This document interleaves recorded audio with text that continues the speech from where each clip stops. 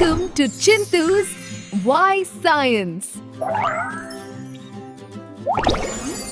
Hi, friends!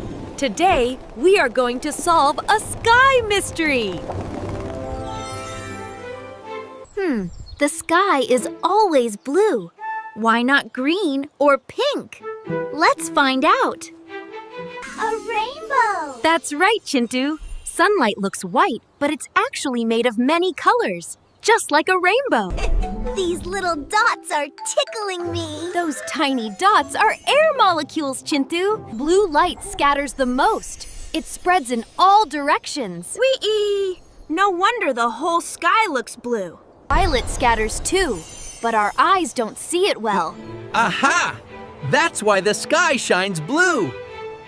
At sunset, sunlight travels longer through the air.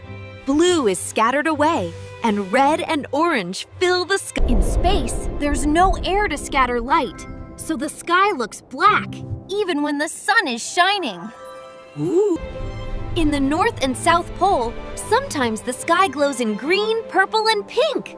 That's called the aurora. Quiz time! What color does the sky turn at sunset? Blue, orange, or green? Hint, it's like candy.